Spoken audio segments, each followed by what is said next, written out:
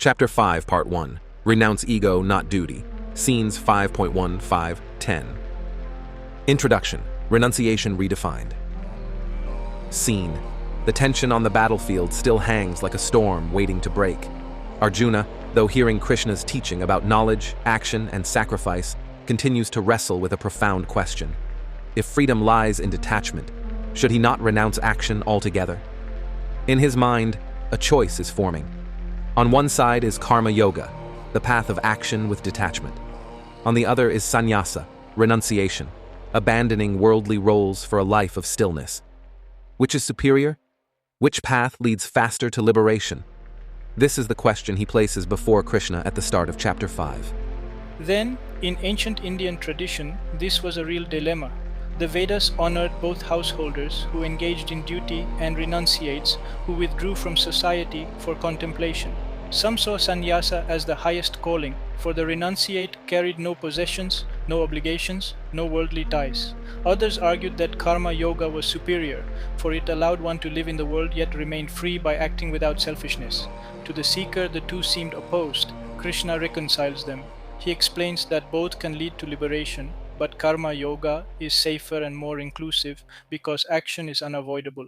Even renunciates must act to live, to eat, to breathe, to think. What matters is not whether you act, but whether you cling. Now, this is as relevant today as it was on Kurukshetra. Many of us dream of escape. We imagine quitting jobs, leaving families, or retreating from responsibilities as the way to peace. Yet often, such escape only deepens confusion. We carry ego and restlessness wherever we go. Krishna's wisdom flips the question. Do not ask whether to quit life. Ask whether to quit ego. Do not run from responsibility. Run from clinging. Freedom is not a matter of geography or lifestyle, but of consciousness. Imagine a parent raising children without pride or anxiety, offering love without expectation. Imagine a leader serving community without craving status. Imagine a worker laboring diligently but releasing results. These people live karma yoga, outwardly engaged, inwardly free. By contrast, someone sitting in solitude may still cling to pride in spirituality or fear of impurity, outwardly renounced, inwardly bound. Krishna's message is simple yet radical. Freedom comes not from escape, but from transformation of spirit. Focus. The essence of chapter 5 is renunciation redefined. Renounce ego, not duty. Freedom is not in fleeing responsibilities, but in fulfilling them without bondage. Engage fully, live sincerely, but let go of ownership. This is the higher yoga. Scene 5.1. Arjuna's question, which path is higher? Scene. Arjuna asks Krishna, you praise renunciation of actions, and again, you praise karma yoga. Tell me decisively, which is better of the two? Then, Arjuna's honesty shines here. He is not satisfied with vague answers. He has heard Krishna speak of wisdom and detachment, but he has also heard him insist on duty. To Arjuna, these seem contradictory. How can one renounce and act at the same time? He wants clarity. For him, this is not philosophy, but survival. If renunciation is higher, he should drop his bow and walk away. If karma yoga is higher, he must fight. His question is the same as many seekers in his tradition. Is the life of the monk higher than the life of the worker? Is stillness greater than action? Now, we share Arjuna's confusion. Our modern world often pushes us into extremes. On one side, spirituality is sold as retreat, quit, detach, hide away. On the other side, society glorifies constant hustle, act, produce, achieve. We wonder which is right. Should we strive or should we stop? Should we escape or engage? Arjuna's question is timeless. He voices our dilemma of wanting peace but also needing to act. Focus. Arjuna's question is our question. Which path leads to freedom, escape, or engagement? The Gita will now reveal that the answer lies not in abandoning life, but in abandoning ego. Scene 5.2. Krishna's answer, both paths lead to freedom. Scene. Krishna replies, renunciation of action and karma yoga both lead to freedom. But of the two, karma yoga is superior. Then, Krishna reconciles the apparent opposition. Both paths, renunciation and karma yoga, can lead to liberation. A person who renounces ego sincerely, whether in solitude or in society, finds freedom. But Krishna declares karma yoga superior because it is more practical. Action cannot be avoided. To live is to act. Renunciation of life may be misunderstood as escape, but karma yoga transforms action itself into freedom. By acting without selfishness, without craving for results, the seeker achieves the same liberation that the renunciate seeks in solitude. For Arjuna, this is decisive. His role as warrior is not a prison. It can be his path to freedom if he fights without ego. Now, this teaching is liberating for us today. We do not need to quit jobs, abandon families, or flee responsibilities to be spiritual. We can live spirituality in the middle of work, family, and duty by practicing karma yoga. What matters is motive, not form. A worker in an office, a teacher in a classroom, a doctor in a hospital, all can live yoga if they act without clinging. The renunciate and the householder both walk toward the same goal. The difference is that karma yoga integrates freedom into daily life. Focus. Both renunciation and karma yoga can liberate, but karma yoga is safer and more complete. Do not run from life. Transform life into offering and you walk the higher path. Scene 5.3. Who is a true renunciate? Scene. Krishna says, "He who neither hates nor desires is known as a true renunciate. Free from opposites, O mighty armed, he is easily freed from bondage." Then Krishna deepens the definition of renunciation. The true renunciate is not the one who abandons work or possessions, but the one who abandons craving and aversion. Most people are trapped by these two poles, running after what they want, running away from what they dislike. Both bind equally. Hatred chains the heart with bitterness. Desire chains the mind with restlessness. The true renunciate lives above both. Free from obsession with gain or fear of loss, he acts steadily, lightly, without bondage. Now, this strikes home in our modern struggles. How often do we bounce between likes and dislikes? We chase pleasure, avoid pain, and call that freedom. But in truth, we are enslaved to reactions. A person who quits their job out of hatred may be as bound as one who clings to it out of greed. Krishna offers a higher standard. Freedom is not about rejecting or clinging. It is about rising above both.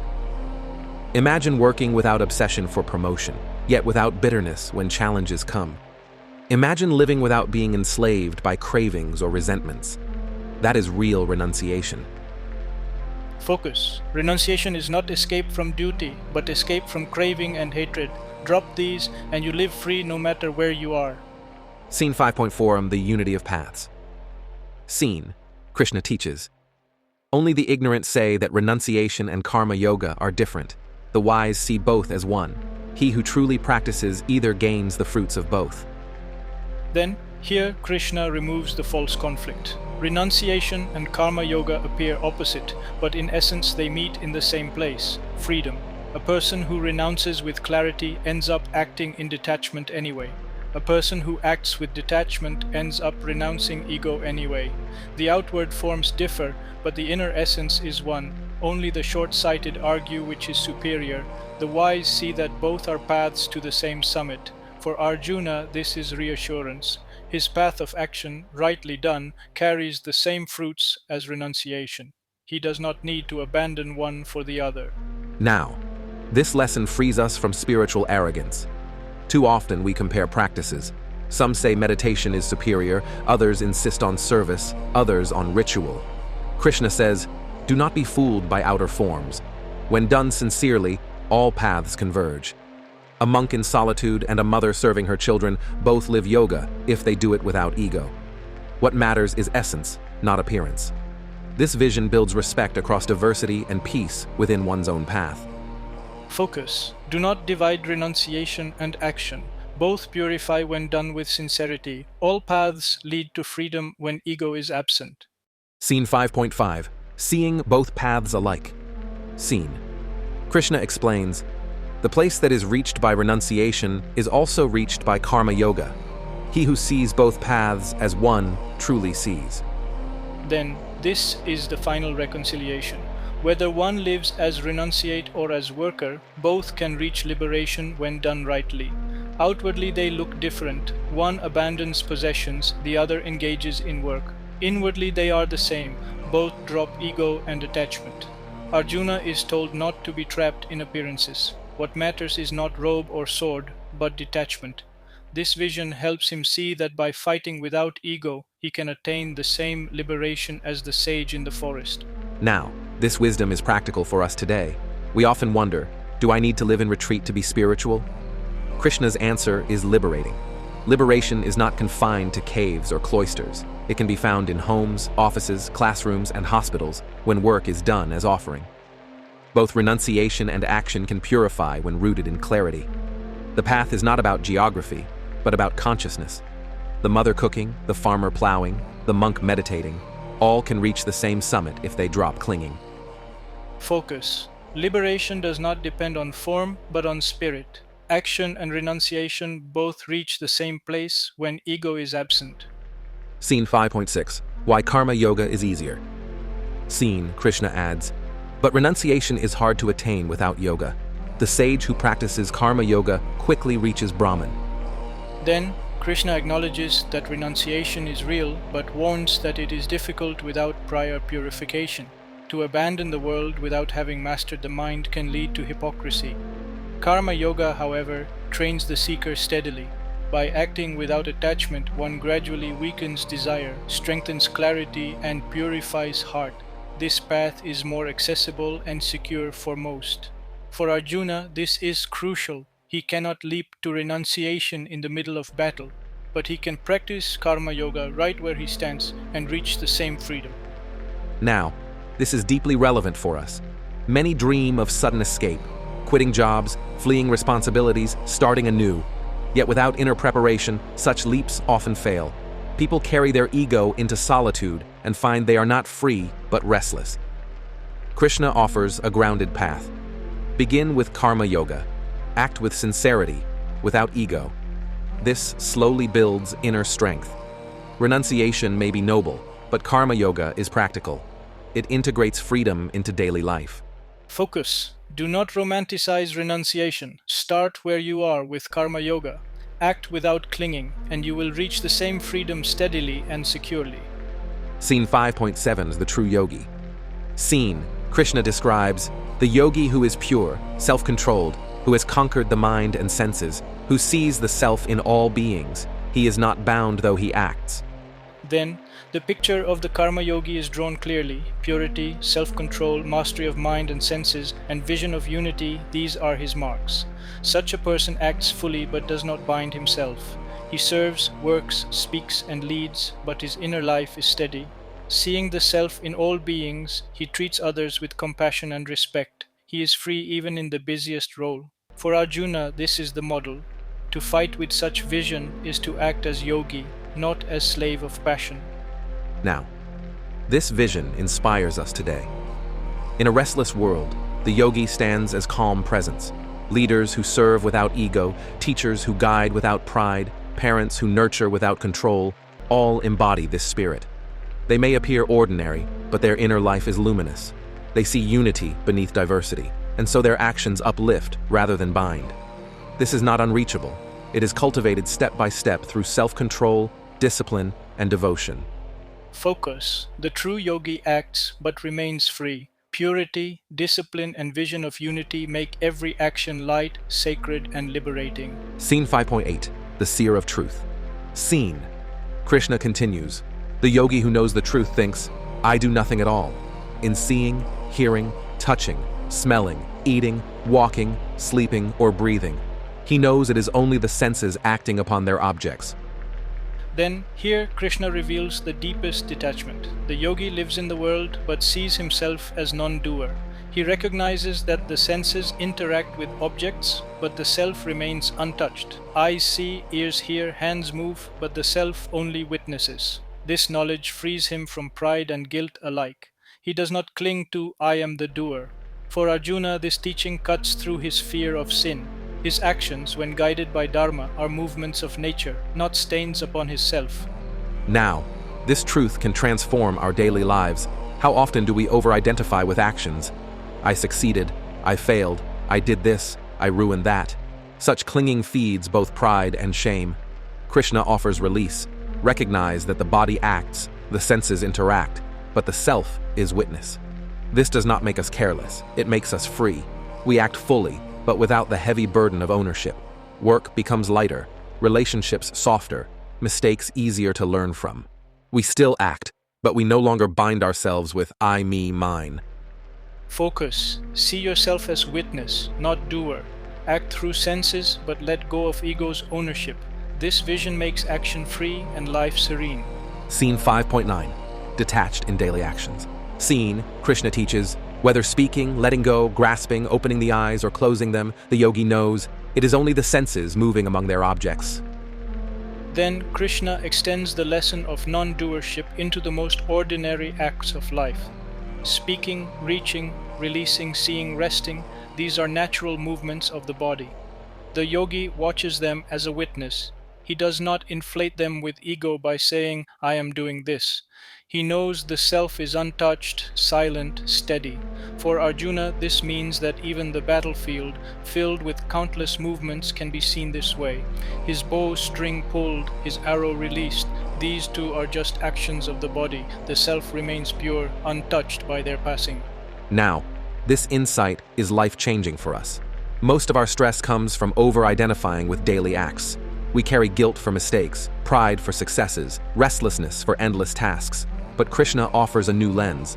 The body moves, the senses act, the world interacts, the self watches. When this vision is steady, every action becomes lighter. You cook, walk, speak, write, rest, all without the burden of me and mine. Work remains, but worry dissolves. Relationships continue, but control eases. You live, yet you are free. Focus. See daily actions as nature's play, not ego's burden. Be witness, not possessor. Freedom is found not by stopping life, but by seeing it clearly. Scene 5.10. The Lotus of Detachment. Scene, Krishna concludes, he who acts, offering all works to Brahman, abandoning attachment, is not stained by sin, just as a lotus leaf is untouched by water. Then the image is beautiful. The lotus grows in muddy water, yet its leaf remains dry and unstained. In the same way, the yogi lives amidst the world, amidst duties, struggles, and imperfections, yet remains untouched. His secret is offering. Every act, small or great, is placed at the feet of the divine. He does not clutch results, nor fear blame, nor cling to credit. Like the lotus, he rises above circumstances while rooted in them. For Arjuna, this is the living solution. He can fight in the mud of battle, yet remain pure as lotus leaf if he offers his action to Krishna and lets go of ego. Now, this metaphor is timeless. We too live in muddy waters, workplaces filled with stress, families filled with challenges, societies filled with imperfections. Many believe purity requires escape. Krishna shows another way. Be like the lotus. Stay rooted in the world, but let your heart rise above it. Offer every act, emails sent, meals cooked, care given, duties fulfilled, to the divine. Then the mud cannot stain you. Life continues, but freedom shines within it. Focus. Be like the lotus. Live in the world but remain untouched. Offer all actions to the divine and discover purity in the middle of life. Closing summary. Renounce ego, not duty. Scene. The 5th chapter opens with a decisive question. Arjuna, still torn, asks Krishna, which is better, renunciation or karma yoga? In his heart, he hopes that dropping his bow and escaping the battlefield might be the higher path. But Krishna redefines renunciation. The battlefield itself becomes a classroom where freedom is revealed not in escape, but in transformation. Then Krishna teaches that both renunciation and karma yoga lead to liberation. But karma yoga is superior because action is unavoidable. Scene 5.2. True renunciation is not about abandoning duties, but about abandoning desire and hatred. Scene 5.3. The ignorant see action and renunciation as separate, but the wise see them as one, both reaching the same summit when ego is absent. Scenes 5.4.5.5. Yet karma yoga is easier, more practical and safer because it integrates purification into daily life. Scene 5.6. Krishna then paints the portrait of the true yogi.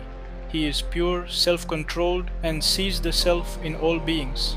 He acts but is not bound. Scene 5.7. In daily life, he recognizes that the senses act on objects while the self remains untouched. Eating, walking, speaking, resting, these are movements of nature, not stains on the soul. Scenes 5.8.5.9.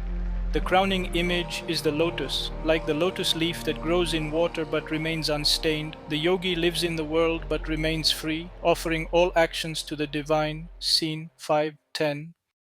For Arjuna, this is liberating. He does not need to drop his bow. He needs to drop his ego. His duty as warrior, when offered as yoga, becomes the path to freedom. Now, this teaching is revolutionary for us today. Many of us dream of escape, leaving jobs, abandoning responsibilities, retreating into solitude. We imagine freedom lies there. But Krishna redefines freedom. You do not need to flee the world. You need to free yourself from ego. Modern life's mud is real: stress, ambition, comparison, conflict. But like the lotus, we can live in it without being stained. A parent raising children, a worker fulfilling duties, a leader serving community, all can practice karma yoga by acting without clinging. Focus. The essence of Chapter 5, Part 1 is Renunciation redefined. Renounce ego, not duty. Do not quit life. Quit clinging. Offer your actions to the divine. Be like the lotus, rooted in the world but untouched by it. This is the higher renunciation. Freedom in action, liberation in responsibility.